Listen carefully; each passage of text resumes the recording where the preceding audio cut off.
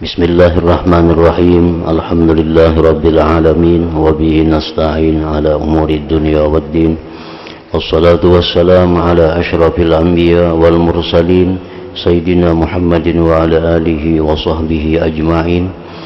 Qala al-musannif rahimahullah wa nafa'ana bi ulumihi. Fa in qulta faqad waradatil ayatu wal akhbar birridha bi qada'illahi ta'ala. فإن كانت المعاصي بغير قضاء الله تعالى فهو محال وهو قادح بالتوحيد وإن كانت بقضاء الله تعالى فكراهتها ومقتها كراهة لقضاء الله تعالى فكراهتها ومقتها كراهة لقضاء الله تعالى وكيف السبيل إلى الجمع وهو متناقض على هذا الوجه وكيف يمكن الجمع بين الرضا والكراهة بشيء واحد فاعلم أن هذا مما يلتبس على الضعفاء القاصرين عن الوقوف على أسرار العلوم وقد التبس على قوم حتى رأوا السكوت عن المنكرات مقاما من مقامات الرضا وسموه حسن خلق وهو جهل محض بل نقول الرضا والكراهة يتضادان إذا توارد على شيء واحد من جهة واحدة على وجه واحد فليس من التضاد بشيء واحد أي يكره من وجه ويرضى به من وجه إلى آخر. Makna perkataan Imam Al-Ghazali rahimahullah wa nafa'ana bi ulumihi fid dharain amin. Maka jikalau kamu mengatakan sungguh telah mendatang ayat-ayat Al-Quran dan hadis-hadis Rasulullah sallallahu alaihi wasallam tentang ridha dengan keputusan Allah, ridha dengan takdir Allah Ta'ala. Ayat Quran, hadis Nabi memerintahkan kepada kita untuk ridha dengan takdir Allah, ridha dengan ketentuan-ketentuan Allah. Nah, maka jikalau perbuatan-perbuatan maksiat itu bukan qada'ullah, bukan takdir Allah, maka itu mustahil dan itu merusak pada tauhid. Kalau ada orang yang mengatakan bahwa maksiat itu bukan takdir Allah, maka itu orang yang rusak tauhidnya. Maksiat bukan takdir Allah, maka orang ini orang yang rusak tauhidnya. Sebab dia menyatakan bahwa ada pada alam ini sesuatu yang tidak dikehendaki oleh Allah. Berarti dia mengatakan bahwa ada terjadi di alam ini sesuatu yang tidak dikehendaki Allah. Nah itu kalau kita beriktikad demikian, itu bisa menyebabkan kita kafir. Berarti Tuhan itu ada kelemahan. Karena ada terjadi sesuatu yang tidak dikehendaki, kan lemah tuh ngarannya. Sedangkan Tuhan mustahil dari sifat lemah. Nah, lalu segala sesuatu apapun yang terjadi pada alam ini, baik itu taat, baik itu maksiat, itu adalah memang dikehendaki oleh Allah Subhanahu wa Ta'ala. Nah itu yang bujur, itu yang benar. Nah masalahnya kalau kita ini ridha dengan perbuatan taat, nah itu mudah. Orang ada berbuat taat, itu kita senang karena itu adalah kehendak Allah, itu mudah. Tapi bagaimana kalau kita ini melihat suatu maksiat, melihat suatu kekafiran yang ada pada alam ini. Nah, apakah kita mesti benci dengan maksiat itu Apakah kita benci dengan kekafiran itu? Nah, ini yang jadi permasalahan dalam bab kita ini.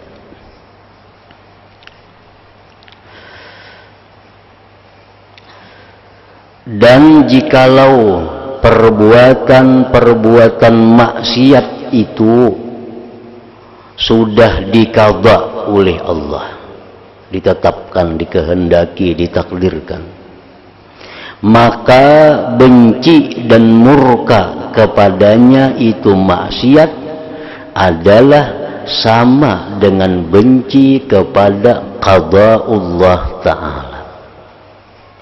Nah, ini jikalau ada yang mengatakan demikian, kayak apa kita menjawab? Ujarnya, kalau maksiat itu dikehendaki oleh Allah, maka jika kita benci dengan maksiat, berarti kita benci dengan kehendak Allah. Bila benci dengan kehendak Allah, berarti benci lawan Allahnya. Maka bagaimana jalan, bagaimana cara mengumpulkannya? Kayak apa cara menghimpunkan antara benci dan ridha dalam satu perkara? Kayak apa caranya supaya maksiat itu kita benci sekaligus ridha? Nah, kayak apa caranya? Di mana ia bertentangan pada segi ini? Dan bagaimana mungkin bisa mengumpulkan antara ridha dan benci pada sesuatu yang satu? Kayak apa caranya? Maksiat dibenci iya, diridai iya. Nah, kawala menghimpunakan dua itu yang berlawanan pada satu sesuatu. Maksiat sesuatu yang satu. Benci iya, ridha iya. Nah, kayak apa caranya?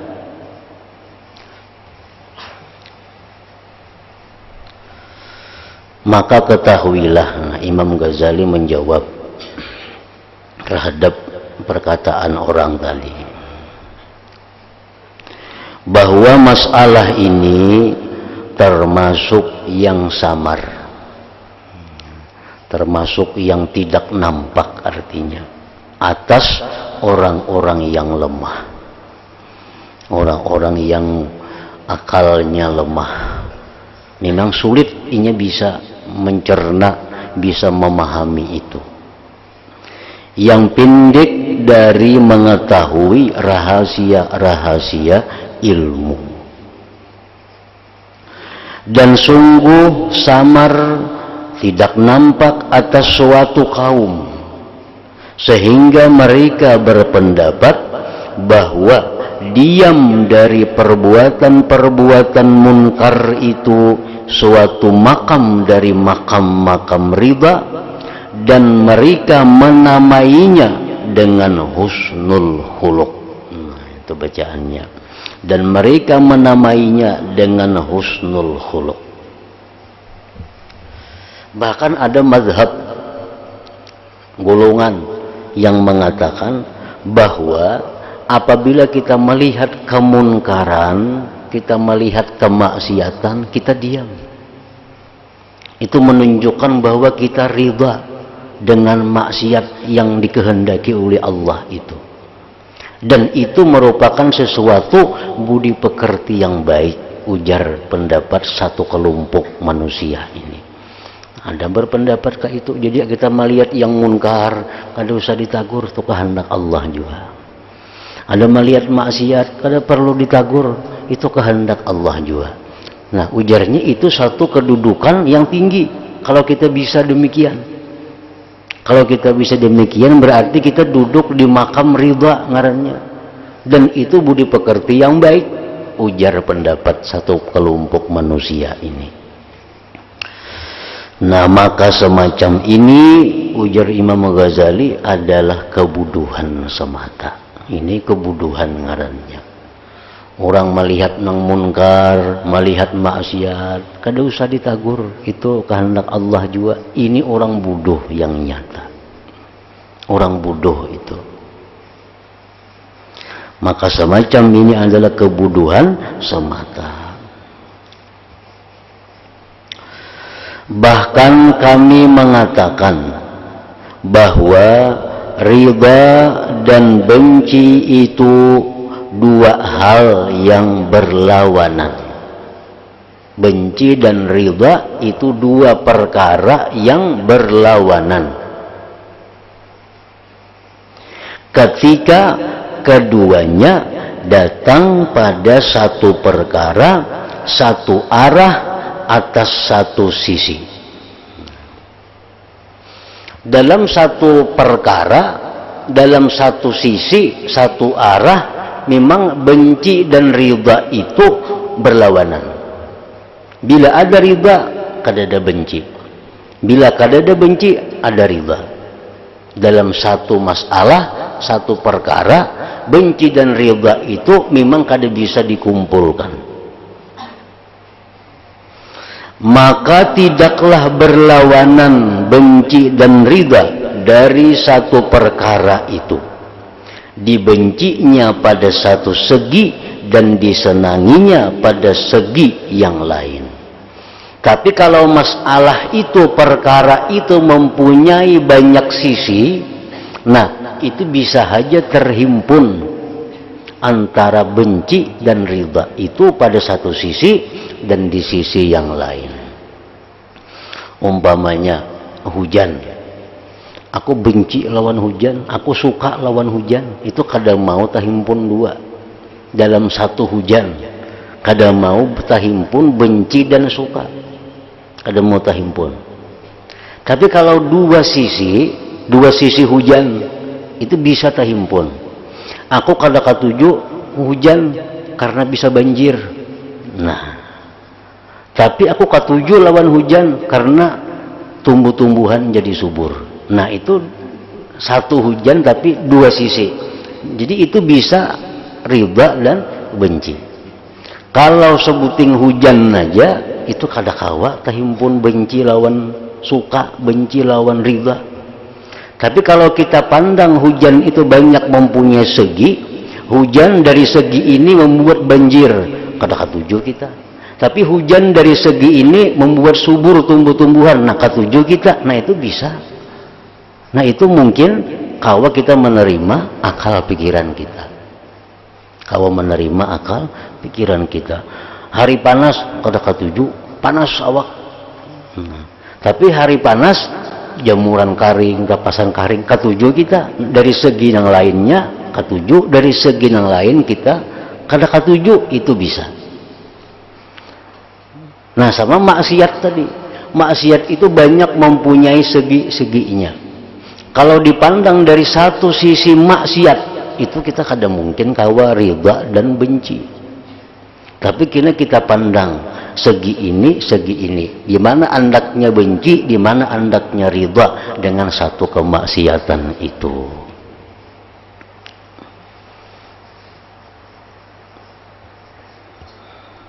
Kamu katuju lah lawan maksiat, katuju sekaligus kada katuju, maulah kayak itu, ada mau tuh. Ijam lawan maksiat tuh suka kada, suka kada mau kayak itu. Pasti ada seginya, suka di sini sukanya, benci lawan maksiat di sini bencinya. Nah itu.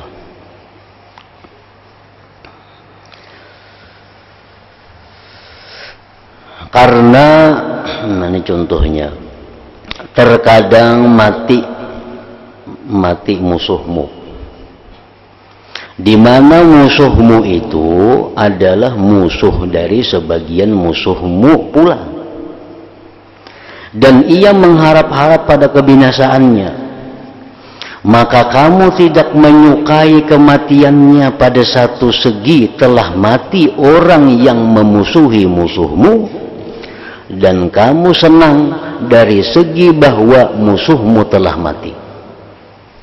Nah itu contohnya. Mati katuju, kada katuju, nah kada mau itu. Nah ini misal ada 3 manusia, nah, kita saiko Umar saiku, Utsman saiku. 3. Kita ini bermusuh lawan Umar. Kita bermusuh juga lawan Utsman. Utsman lawan Umar ini bermusuh juga. Bermusuh juga. Mati Utsman. Dari segi bahwa Utsman itu adalah musuh kita, kita suka. Tapi dari segi bahwa Utsman ini adalah musuh daripada musuh kita juga, kita kalah ketujuh Utsman itu mati. Nah, itu contohnya. Jadi maksiat itu macam itu. Kita benci dengan maksiat dari sisi ini, kainaknya tuh. Kita riba dengan maksiat dari sisi yang lainnya. Umar, Utsman itu bermusuhannya. Bermusuhan berdua itu. Kita pun musuh juga lawan yang berdua itu. Mati Utsman. Kalau dipandang Utsman itu musuh kita, kita ketujuh inya mati. Tapi kalau kita pandang bahwa Utsman ini musuh juga lawan musuh kita, kada ketujuh kita mati Utsman itu. Nah, jadi matinya ya mati juga, Utsman juga, cuma dari segi-seginya mana kita nang ketujuh, dari segi mananya kita kada ketujuh. Ya macam hujan tadi, kadang alih kita memikirkan macam hujan.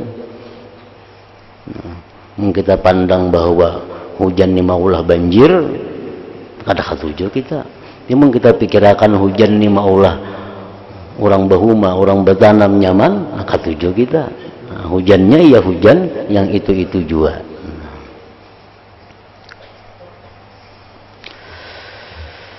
Seperti demikian juga kemaksiatan itu mempunyai dua segi. Nah, kemaksiatan itu mempunyai dua sisi.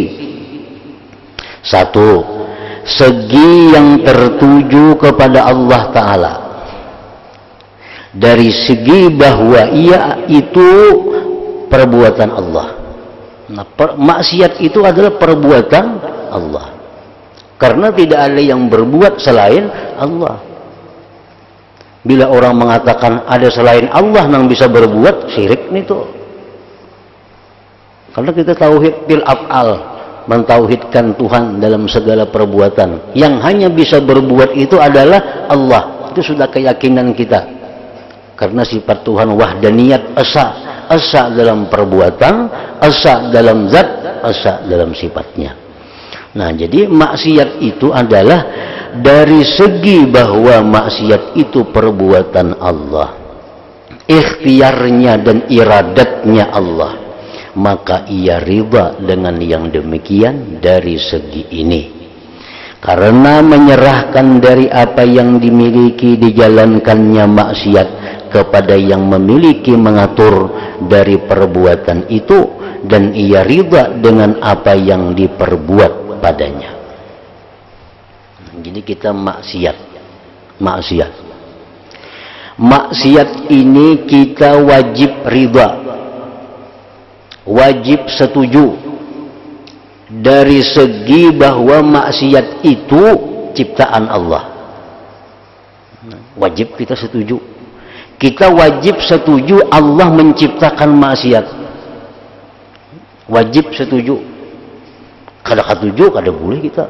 Aku keberatan Tuhan menciptakan maksiat, maulah itu? Kada mau. Nah, kita wajib setuju bahwa Allah menciptakan maksiat. Wajib ridha Allah menciptakan maksiat. Yang kedua, kita wajib ridha bahwa Allah yang menentukan si fulan itu ahli maksiat. Nah, wajib kita ridha. Kada boleh kita keberatan. Kenapa maka anakku nang jadi ahli maksiat ini? Kenapa maka anakku nang, kita kada boleh itu keberatan. Kita wajib ridha Allah menghendaki anak kita umpamanya ahli maksiat. Wajib kita ridha. Nah, jadi maksiat itu dari sisi bahwa itu adalah merupakan ciptaan Allah, dan si fulan yang maksiat itu memang sudah dipilih oleh Allah, kita wajib ridha. dengan itu, wajib ridha. Nah, yang kedua, segi yang tertuju kepada hamba. Dari segi bahwa kemaksiatan itu atas usahanya si hamba dan sifatnya si hamba, dan tanda keadaannya hamba dimurkai dan dibenci di sisi Allah, sekira-kira dia Allah menguasakan kepadanya hamba sebab-sebab menjadi jauh dan dimurkai, maka ia dari segi ini diingkari dan dicela. Jadi maksiat itu, apabila kita pandang bahwa maksiat itu merupakan kasbul abdi, maksiat itu usaha si hamba. Bila kita saksikan bahwa hamba itu yang maksiat tadi orang yang dimurkai oleh Allah, nah di situ kita menentang dengan kemaksiatan. Nah di situ kita benci dengan kemaksiatan. Kenapa kita benci dengan kemaksiatan, benci dengan orang-orang yang maksiat? Karena orang maksiat itu orang yang dimurkai oleh Allah. Nah itu bujur. Kenapa kamu katuju lawan maksiat? Aku katuju lawan maksiat dari segi bahwa itu adalah ciptaan Allah Subhanahu wa ta'ala.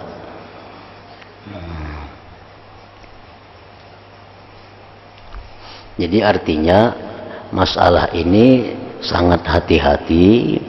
Kalau pina taliwat, talus itu.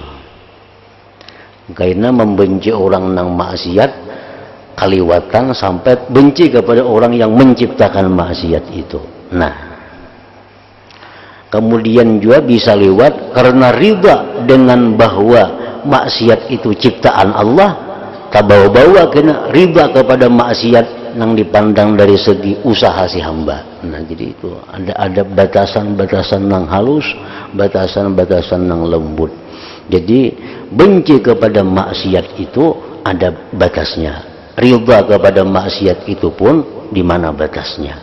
Nah, jadi dengan demikian ada bertentangan antara ridha dan benci di dalam kemaksiatan itu.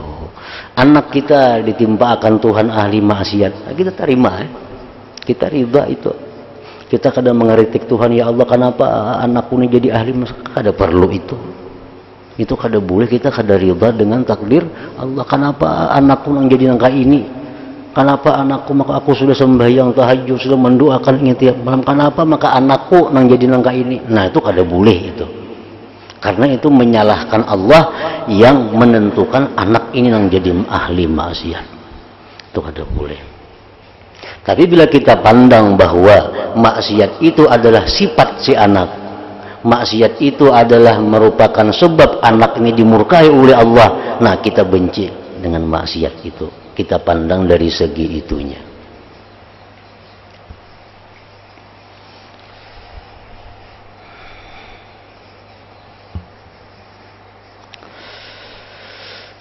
Dan tidak jelas semua ini bagimu, kecuali dengan contoh lagi. Amun yang tadi misal kurang jelas lagi, kurang paham, Imam Ghazali mengulahkan pulang contoh lain yang mungkin bisa mudah dipaham.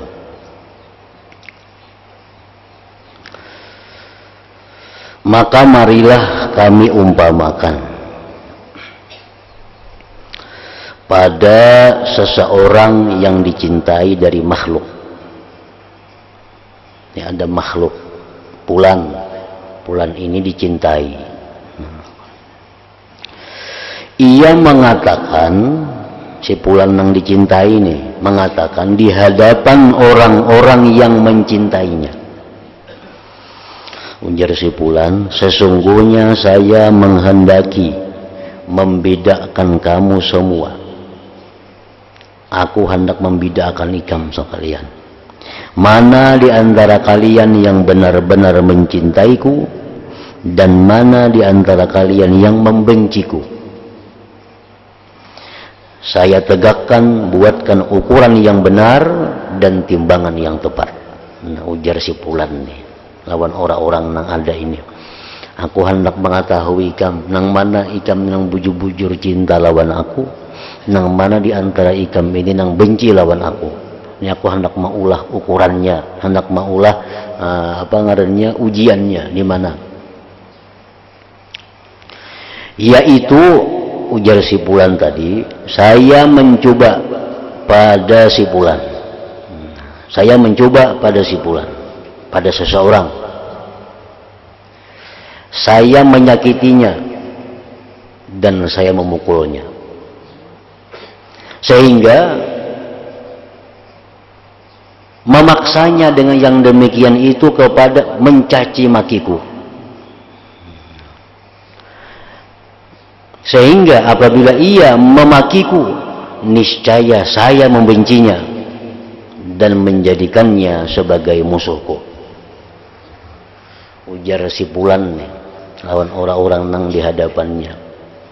Ini aku hendak memukul seseorang. Nah orang ini kina bila aku pukul, lalu inya mencaci maki lawan aku. Karena inya mencaci maki lawan aku, lalu inya ku benci dan ku jadikan musuhku. Ini kayak itu kehendaknya, kehendak si Fulan nih. Aku pukul Saikong, lalu nang dipukul mencaci maki lawan aku, lalu aku benci lawan inya dan ku jadikan musuhku. Maka setiap orang yang mencintainya, saya tahu bahwasanya ia adalah musuhku juga. Ujar si Fulan. Siapa yang mencintainya itu musuhku. Dan setiap orang yang membencinya, saya mengetahui bahwa ia adalah kawan dan orang yang mencintaiku. Nah itu. Padahal ini sudah diatur. Sudah diatur oleh si Fulan ini. Fulan ini sudah mengatur dan sudah merancang. Kayaknya ada orang nang kupukul, imbah kupukul lalu inya menyari-nyarik lawan aku, lalu inya ku benci, lalu inya jadi musuhku. Siapa yang mencintai inya, berarti inya musuhku. Siapa yang membenci inya, berarti ia ku cintai. Nah itu.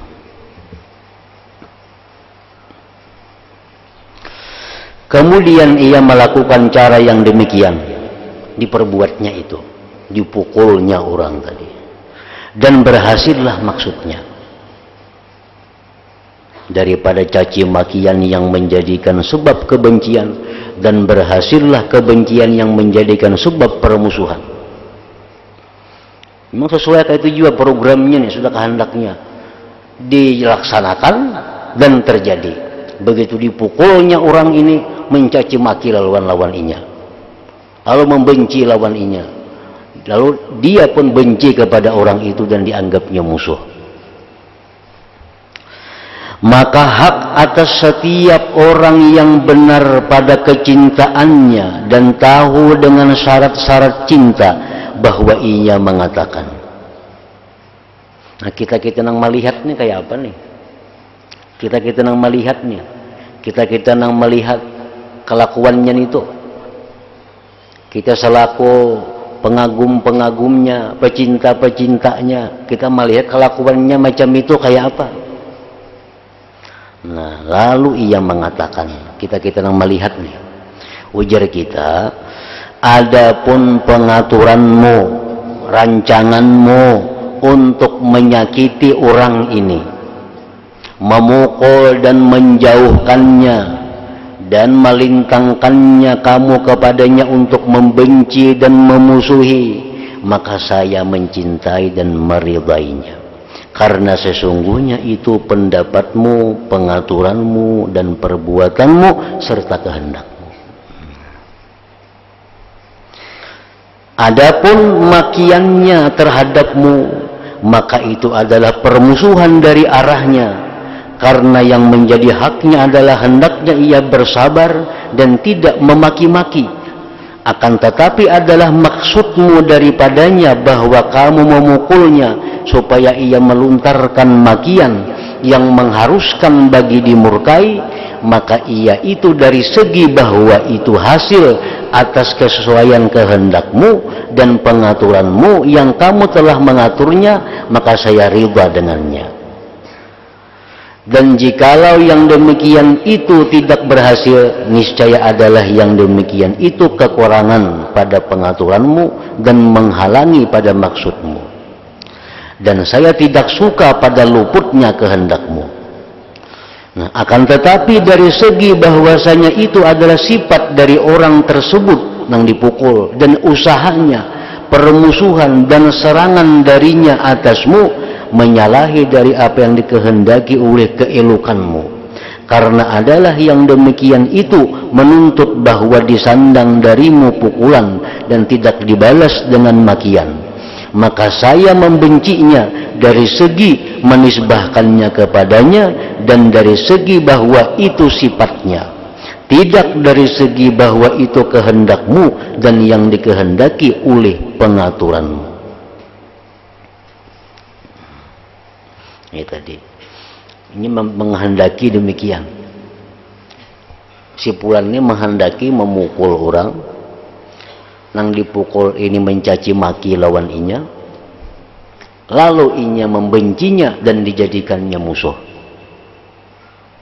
Nah, kita nang melihat sebagai pecinta si fulan ini macam apa sikap kita. Nah, kalau kita memandang bahwa itu adalah memang sudah pian kehendaki, itu sudah pian atur, nah kami setuju dengan pengaturan pian itu. Kami kadang mengeritik, kami kadang membahas. Tapi dari segi bahwa nang dipukul itu mencaci maki lawan pian, memusuhi lawan pian, menyerang lawan pian, nah itu kami kadang setuju. Kalau itu adalah dari sifat orang nang dipukul tadi. Nah macam itulah.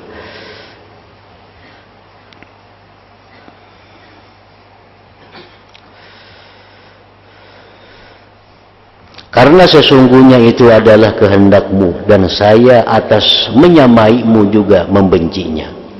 Karena syarat bagi orang yang mencintai itu adalah ia mencintai orang yang dicintai oleh orang yang dicintainya dan memusuhi bagi musuh orang yang dicintainya. Itu syaratnya cinta. Syaratnya cinta itu mencintai orang-orang yang dicintai orang yang dicintainya dan memusuhi orang-orang yang dimusuhi oleh orang yang dicintainya.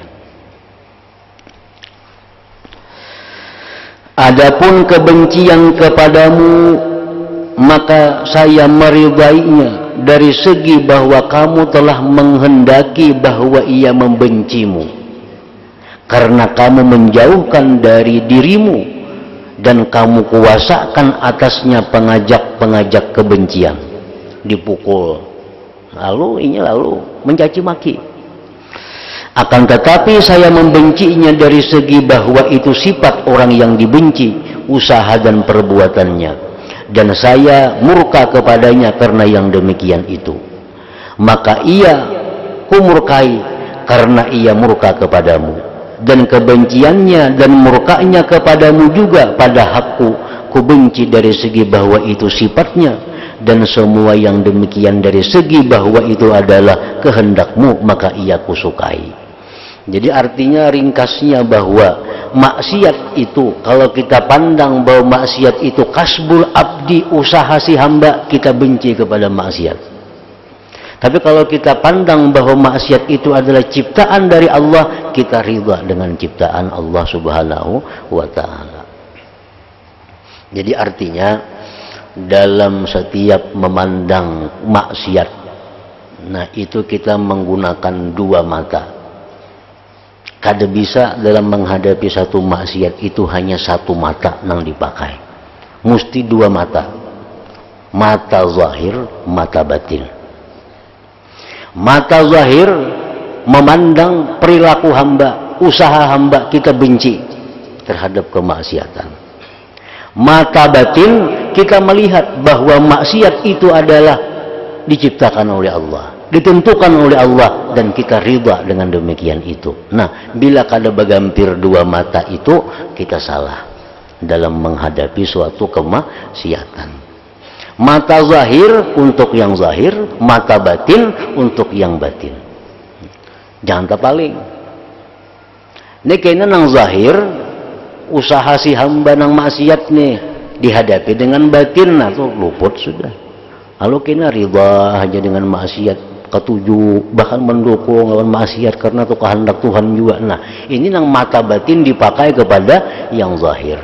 Mestinya nang zahir itu dipakai mata zahir, benci dengan kemaksiatan, karena yang dilihat mata zahir adalah usaha si hamba, perbuatan si hamba. Tapi yang dilihat mata batin bahwa itu perbuatan Allah, ridha dengan demikian. Nah bila kalahkah itu maka menghadapi suatu kemaksiatan kita salah.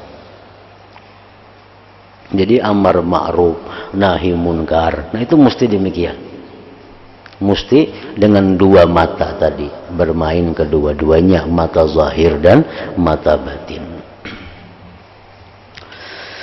Jadi menguasakannya Allah akan pengajak-pengajak syahwat dan maksiat atasnya, sehingga yang demikian itu menariknya kepada suka perbuatan maksiat, dan kesukaan menariknya kepada perbuatan maksiat itu menyamai akan pukulan orang yang dicintai bagi orang yang telah kami jadikan contoh tadi, supaya ia didorong oleh pukulan itu kepada kebencian, dan kebencian kepada kemakian, dan kemurkaan Allah Ta'ala bagi orang yang berbuat maksiat kepadanya, meskipun kemaksiatan itu dengan pengaturannya Allah.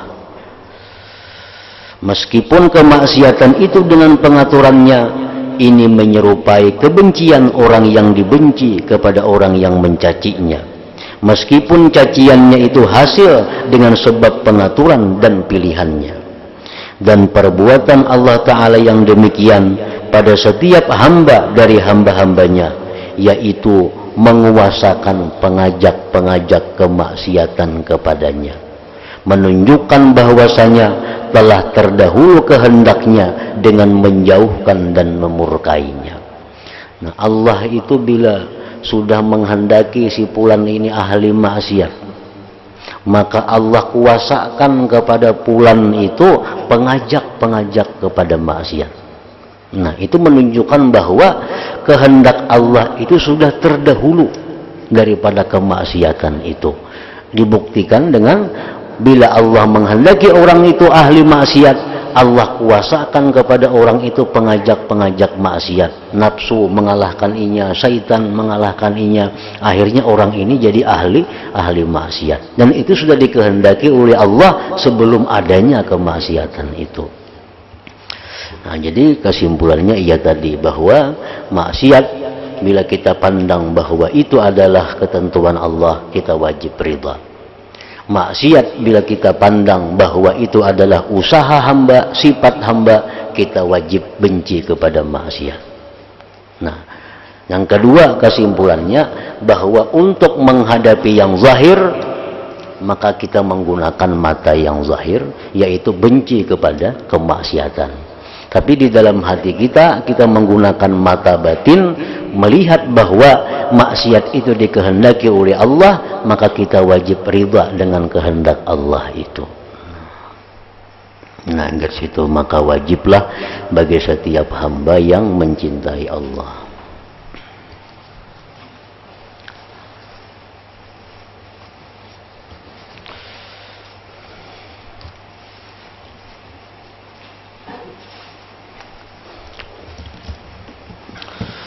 أفضل ذكر فاعلم أنه لا إله إلا الله محمد رسول الله لا إله إلا الله محمد رسول الله لا إله إلا الله محمد رسول الله لا إله إلا الله لا إله إلا الله لا إله إلا الله لا إله إلا الله لا إله إلا الله الله الله الله الله الله الله الله الله الله الله الله الله الله الله الله الله الله